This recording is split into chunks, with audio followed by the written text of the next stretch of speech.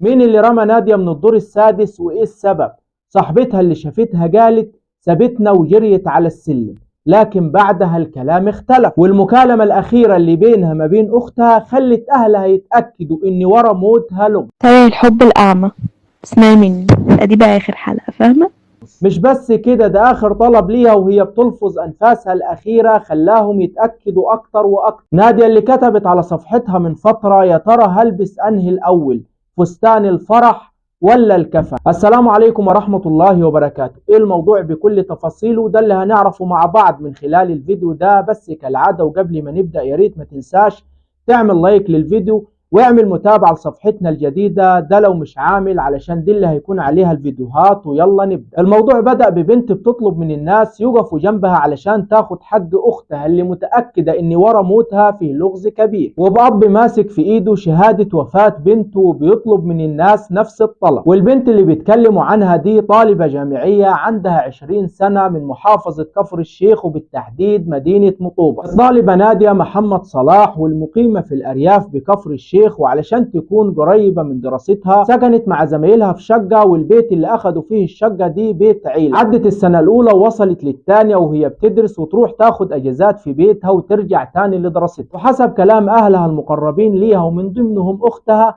نادية ما كانتش تعاني من أي حاجة، لا كان عندها مشاكل ولا كانت تعبانة ولا كانت بتشتكي من أي حاجة ولا أي حاجة ظاهرة عليه. ومن أيام كان فيه مكالمة بينها وما بين أختها بتكلمها يعني تشوف مسلسل، تشوف حلقات برنامج معين. ومن قبلها كانت بتشتري هدوم علشان تستعد للترم الثاني اللي هو ما فيش أي حاجة معاه. اسمعي مني، هو 200 وشوية، 200 حلقة وشوية، مش هتمل منه.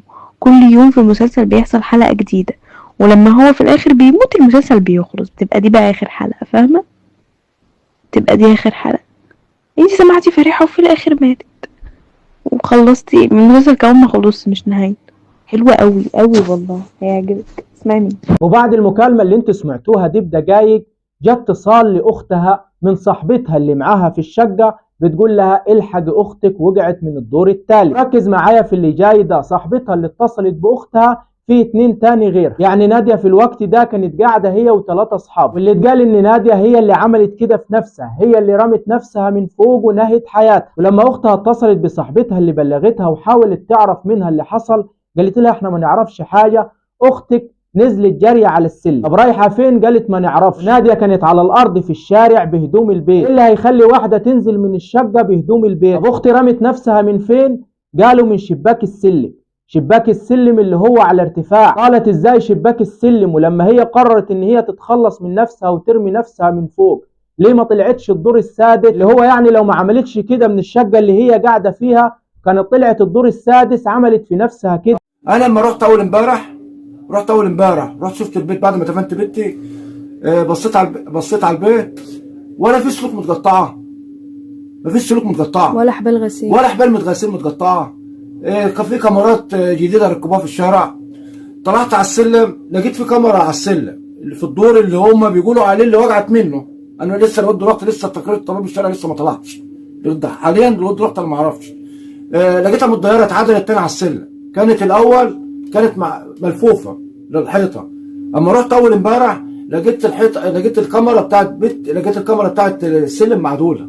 يقول لك ده كان النت فاصل. ولما هي عملت في نفسها كده ليه وهي بتلفظ انفاسها الاخيره؟ وحسب كلام الشهود واللي اتصلوا بوالدها ان هي طلبت منهم انقاذها وقالت خدوا رقم والدي اتصلوا بيه ضروري. ايوه اتقال ان هي اللي ملت رقم والدها، وللاسف الكلام ده اتقال من طرفين، يعني كل واحد فيهم قال هي ملتني انا الرقم. هنيجي للعلامات اللي فيها واللي ملهاش علاقه بالحادث. حسب ما اتقال ان كان فيه عضه شديده في جسمها. العضه دي كانت من مين؟ العضه دي كانت في ايدها، ومش معقول ان هي عضت نفسها. طلعت على السطح، بصيت في حاجات على السطح كده، معلومه كده، عشان انا كنت شايف بنتي في رجليها في رمله كتير مليانه. الرمله دي كانت على السلم. الرمله دي كانت على سلم العماره، ما كانتش على الشارع ولا كانت على السطح، كانت على السلم العماره. شعر بنت منكوش، دماغ بنت مضروب، بنت مضروبه ومليان رمله برضه، مخها مضروب، مخها طالع، وشعرها مليان رمله. المباحث اكدت ان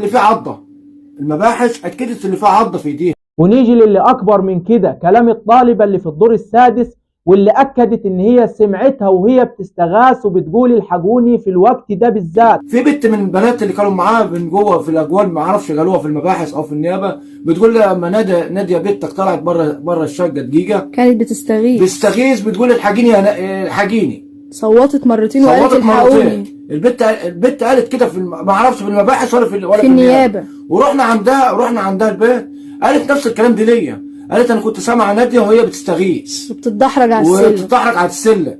كلام البيت اللي قالته لي. اختها اكدت وقالت مش معقول واحده مبسوطه وفرحانه مقبله على الحياه بترتب وبتشتري هدوم وبتكلمنا على حاجات نشوفها، فجاه كده وبعد دقايق نلاقي ده حصل معاه ويتقال ان هي عملت كده في نفسها. طب ازاي؟ قالت احنا كل اللي طالبينه نعرف الحقيقة ومين اللي عمل في اختنا كده وليه، وكذلك ابوها اللي طلع في فيديو بيستغيث بالجميع ان هم يقفوا جنبه ويساعدوه انه ياخد حق بنته. رحت النيابة فاخدوا مني اقواله واتصلوا بالبنات اللي كانوا ساكنين معاها تاني، رئيس النيابة اتصل بيهم وجاب الناس اللي بيقولوا شافوا بنت واقعة من الدور الثالث.